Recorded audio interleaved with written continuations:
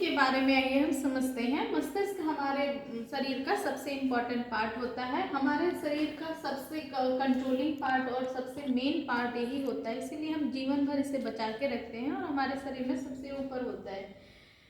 मस्तिष्क के 3 पार्ट होते हैं। पहला है अग्र मस्तिष्क जो आगे का भाग बनाता है, एंड देन है मध्य मस्तिष्क जो पीछे बीच का भाग है, और उसके बाद है पश्च मस्तिष्क, ये पीछे का भाग है। ये तीनों पार्ट मिलकर आपस में कंट्रोल करते हैं पूरी बॉडी को। इसका कोई अलग से वर्क नहीं है, बस ये है उन जितने अंग हमारे शरीर के हैं सबको एक कंट्रोल प्रोवाइड करते हैं। तो ये एक तरह से हमारे मतलब पूरे शरीर का कंट्रोलिंग का पार्ट भी कहा जाता है, ब्रेन को कंट्रोल करने का अंग भी कहा जाता है।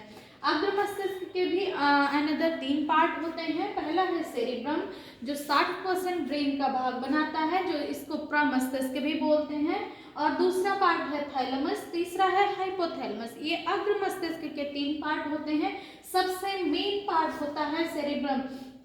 सेरिब्रम हमारे शरीर में सोचने, समझने, पढ़ने, याद रखने की क्षमता को डेवलप करता है। अगर किसी बच्चे में समझने में दिक्कत होती है, सोचने में प्रॉब्लम होती है, पढ़ने में प्रॉब्लम होती है, तो उसका सबसे बड़ा पार्ट सेरिब्रम खराब होता है। हम किसी को देखते हैं तो हमें बहुत दिनों तक इमेज याद रहती है, वो इसी पार्ट में स्टोर हो जाता है, क्योंकि जब भी हम इमेज को कैलकुलेट करते हैं तो ये एज अ कंप्यूटर काम करता है कि तुरंत निकालेगा कि हाँ इसको मैंने कहीं देखा था, और जब हम भूल जाते हैं, लंबे समय पर नहीं देखते हैं, तो इसकी मेमोरी में चला जाता है।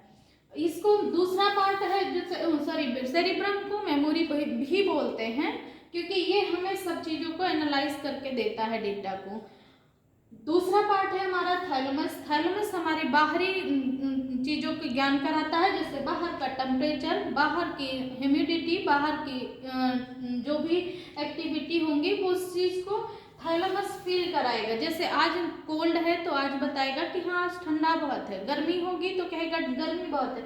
ये फील करने का जो प्रोसेस है ये थैलेमस के कारण होता है। और थैलेमस का एक और है कि जैसे हम कभी कभी निकलते हैं तो हमें सीजन के अकॉर्डिंग ये बैलेंस बनाने के लिए भी काम करता है कि हमारी बॉडी उसके अकॉर्डिंग बैलेंस रहे। हाइपोथैलेमस हमारी इंटरनल फीलिंग को दिखाता है। इंटरनल फीलिंग्स जैसे प्यार हो जाना, भूख लगना, प्यास लगना, हमें दर्द हो रहा है, हमें कोई तकलीफ है, तो उसको हाइपोथैलेमस बताएगा।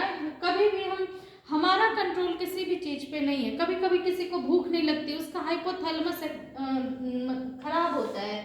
अगर लेकिन एक और सबसे बड़ी ड्रॉबैक है इसकी, अगर ये एक्टिवेट है तो ब्रेन के और पार्ट सारे सही फंक्शन नहीं कर पाते हैं। अर्थात हाइपोथैलेमस जब भी एक्टिवेट होगा तो सारी फंक्शनिंग और की बंद रहेगी, उतने अच्छे से एक्टिवेट नहीं होगा।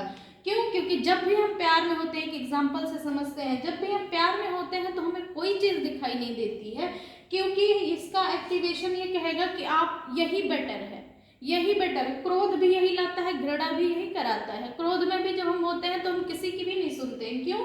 क्योंकि इसका एक्टिवेशन है और ये बहुत शॉर्ट टाइम में एक्टिवेट हो जाता है और बहुत लॉन्ग टर्म में इसका ड्रॉबैक जाता है। हमें स्ट्रेस, अभी इस समय सबसे ज़्यादा हाइपोथैलेमस ही कंडीशनिंग में आया है, तो हमें सबसे ज़्यादा स्ट्रेस होती है, एंजाइटी होती है, उसका कारण सिर्फ हाइपोथैलेमस है, क्योंकि हम सोचते बहुत अधिक हैं।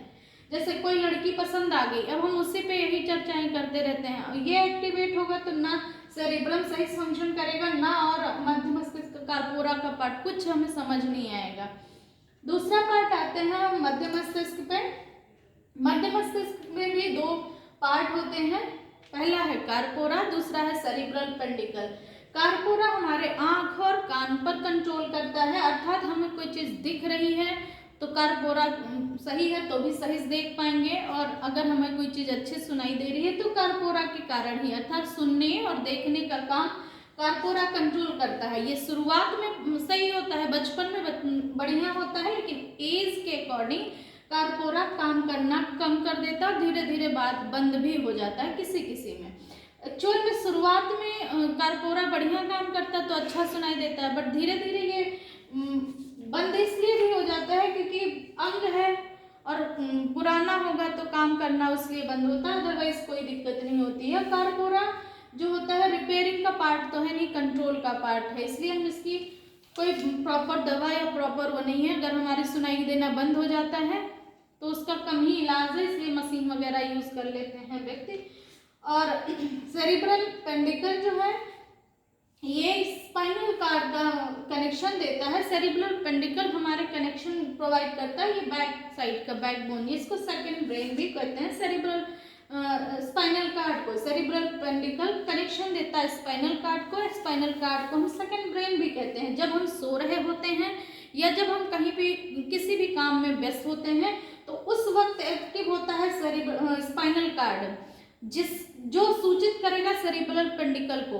ये कहता क्या है, जैसे हम कहीं पढ़ रहे हैं, मान लिया पढ़ रहे हैं या मान लिया किसी से बात कर रहे हैं या मान लिया सो रहे हैं, तो उस वक्त सेरिब्रल पेंडिकल के जितने भी काम होंगे या इस ब्रेन के जितने भी काम होंगे सेरिब्रल पेंडिकल ट्रांसफर करेगा स्पाइनल कार्ड को। स्पाइनल कार्ड को कहेगा देखना भैया अभी हम सो रहे हैं, आप ये काम करते रहना। उसके बाद होता क्या है, जैसे अचानक से हमारे पास कोई गतिविधि होती है तो हम डर जाते हैं, चौंक जाते हैं, क्योंकि ये कहेगा, इसको इतना समझ नहीं होता कि एनालिसिस कर सके, तो ये डरा रहता है कि अरे देखो क्या हो गया, अरे देखो, तो हम लोग चौंक के उठते हैं। अचानक कोई गतिविधि लगती है हो गई और फिर वो नॉर्मल हो जाता है, क्योंकि ये ब्रेन जब एनालिसिस करेगा तो क्या है भैया नॉर्मल है। जैसे हम पढ़ रहे हैं, कोई आके कह दे बहुत ध्यान से पढ़ रहे हैं, उसके बाद कोई आके हाथ रख के बोल दे सुनो या चिल्ला दे, तो हम अचानक से चौंक जाते हैं। क्यों? क्योंकि इससे लगता है बहुत बड़ी बात हो गई। बट जब ब्रेन एनालिसिस करता देता है नॉर्मल है, फर्जी डरा दिया। ये है हमारा सेकेंड ब्रेन, ये हमारा फर्स्ट ब्रेन। ये तभी काम करेगा जब मस्तिष्क का काम स्लो होगा या सो रहा होगा या ये कहीं बिजी होगा।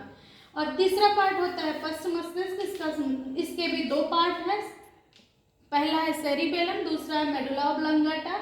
सेरिबेलम हमारे शरीर में बैलेंस बनाने का काम करता है। पूरा जीवन ये सिर्फ यही एक ही फंक्शनिंग पर डिपेंड है कि बैलेंस कैसे बनाएं। जैसे हम लोग डांस करते हैं तो भी बैलेंस यही देता है कि आप कैसे स्टेप्स लेंगे, कैसे आप अपने शरीर को बैलेंस करेंगे।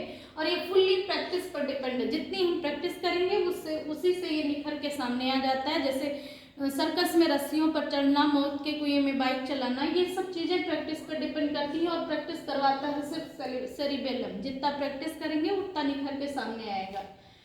और सेरिबेलम का लाइफ में भी बैलेंस है। जैसे हम लोग पेन पकड़ के लिखते हैं, कुछ समय तो हमारे हाथ में दर्द होने लगता है, लेकिन जब हम लॉन्ग टर्म में प्रैक्टिस करते हैं तो वो हैबिट में आ जाती है बिकॉज ऑफ प्रैक्टिस।